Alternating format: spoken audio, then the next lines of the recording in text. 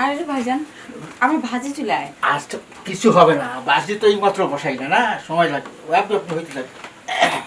শোনো, ডাকছি এই জন্য, তোমাকে না খুব ভালো লাগছে, আমার খুব পছন্দ হয়েছে। এটা কি বলেন? ঠিকই বলেছি। দেখো, সুজনের সঙ্গে তুমি যেটা করেছো সেটা তো আমার চোখের সামনে দেখলাম না, ঠিক ওই জিনিসটা আমার সঙ্গে করবে। এটা কি বলেন? আমি তো সুজনকে ভালোবাসি, আর সুজন তো আমাকে অনেক ভালোবাসে। ভালোবাসে না? ওরকম ভালোবাসা আরও দুটো মেয়ের সঙ্গে সুজন করেছে। তাকে কি বিয়ে করেছে? করেনি। কি বলেন? হ্যাঁ, শেষ পর্যন্ত আমি চাকরি দিয়ে দিয়েছি। আছে, ওরা ভালো আছে। হ্যাঁ, হবে। যদি তুমি রাজি থাকো, তোমার চাকরিও একেবারে পাকা করে দিয়ে দেবো। সত্যি বলছেন? ওদের থেকে স্যালারি একটু আমি বাড়িয়ে দেবো, তোমার বেতন বাড়িয়ে দেবো। তোমাকে আমার খুব পছন্দ হয়েছে। কি বলেন? হ্যাঁ, সত্যি করে বলছি। তুমি যখন প্রথমে আমার ঘরে ঢোকো, তোমার মাথার থেকে পাওয়া পর্যন্ত দেখছি, এরকম সুন্দর মেয়ে আমি কখনো দেখিনি। শোনো, সুজনের সঙ্গে যেটা করেছো ঠিক ওই জিনিসটা আমার সঙ্গে করবে।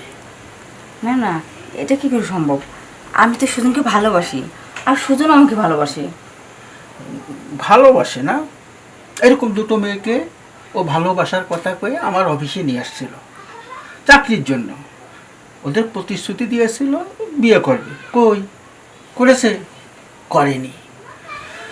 ওর তো চরিত্রের ভিতরে সমস্যা আছে, যেটা তুমি জানো না। যাই হোক, ভালো কথা, চাকরি আমি তোমাকে দেব। সত্যি বলছেন? হ্যাঁ, কিন্তু আমার সঙ্গে থাকতে হবে। আসলে আমি ওরকম না, আপনি যেটা ভাবতেছেন। বুঝতে পেরেছি, ওরকম না, আমিও এরকম না। তুমি যদি না চাও, ঠিক আছে, ভালো কথা। যদি তুমি চাও চাকরি হবে, আর যদি না চাও কোনো সমস্যা নাই, তাহলে আমি চলি। না না, কোথাও যাবেন না। আপনি একটু বোঝার চেষ্টা করুন, চাকরিটা না আমার খুব দরকার। কারণ আমাদের বাড়িতে না অনেক সমস্যা। আমি যেমন সুজনকে অনেক ভালোবাসি, ঠিক ওইরকম চাকরিটা আমার অনেক দরকার। সুজনকে বিশ্বাস করে আমি আসছি, আপনাকে আমি অনেক বিশ্বাস করি। প্লিজ আমাকে চাকরিটা দিন। ঠিক আছে, তোমাকে আমি চাকরি দেবো,